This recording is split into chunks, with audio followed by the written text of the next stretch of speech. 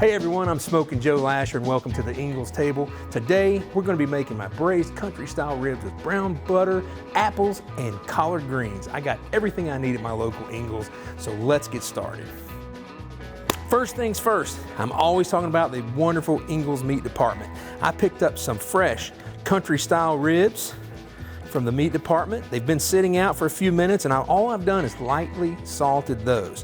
When you find the recipe online, it's going to talk to you about either grilling or doing these on the stove top. I'm fortunate enough to have a griddle top and a burner here, so we're going to do two things at one time here. We're going to sear these off. If you have to use your grill, use your grill. If you have to use your skillet on your stove top, use that. But searing is simply, we're going to let each side go for maybe 3 to 4 minutes or less, just to brown that, sealing those pork juices. Right next door here, we've got a cast iron skillet. I've put about a tablespoon of butter in there and that's heating up. We're gonna take some sliced Vidalia onion, pour that right in on top of that butter. We're gonna let these onions cook and we're gonna transfer this pork into this pan and then put some chicken stock and a little bit of apple cider vinegar. And we're gonna let that sit in an oven preheated at 375 for about 2.5 hours. Let that pork just really soak up that stock and those juices and flavors and become fork tender. All right, so we're starting to get the underside of these are starting to brown nicely. We're just gonna flip these over. And again, if you're doing this in the pan, do that. We're not trying to get these cooked all the way through. We're simply trying to brown the outside of each one of these. So we're gonna let that side brown for maybe 2 minutes, then we're gonna transfer them over here to these onions.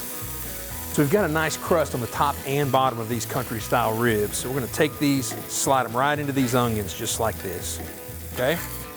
And I've got about 1.5 cups of chicken stock. Pour that right on top of there, you can hear that sizzling. And then I've got some apple cider vinegar that I like to put in. It just gives it a nice little twang to that. And then, before we pop these into the oven, I'm just gonna drizzle some honey over the top of each one of those.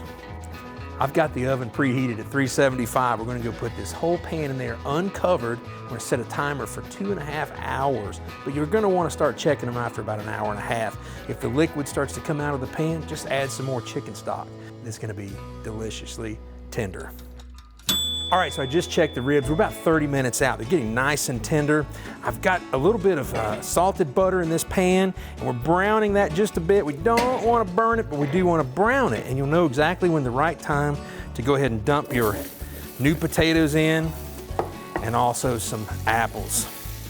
And all we're gonna do at this point is let that butter coat these apples and potatoes.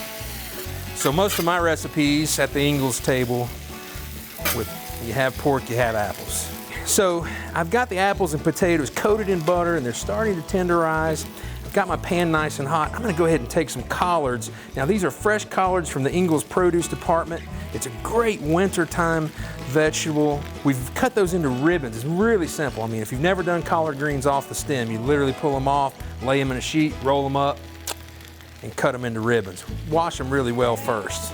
They're gonna start to wilt down just like any other leafy green. Spinach, very quickly. So these are gonna wilt down quickly. You're gonna wanna toss those. And at this point, as they start to become coated and a little, with some of the juices, we're gonna throw some salt, we're gonna throw some pepper, and then I'm gonna go ahead and season. I got a blend of some smoked paprika and some red crushed pepper.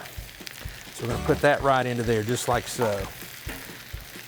And then boy, that smell just hits you right in the face. It's delicious smelling. I'm gonna cut the heat down just a bit, let these continue to reduce and simmer down. I'm gonna pull my pork ribs right out of the oven and we'll be right back to you. All right, folks, so we've pulled these ribs out of the oven and man, look how they've just browned up so nicely. Set those to the side. You can smell, I wish you could smell these juices and the onions and all of it as it's come together. So now that we've got that, we're gonna take these juices and I'm gonna pour most all of that right into here, just like so. But that's just gonna continue to steam those collards. What an amazing smell that is.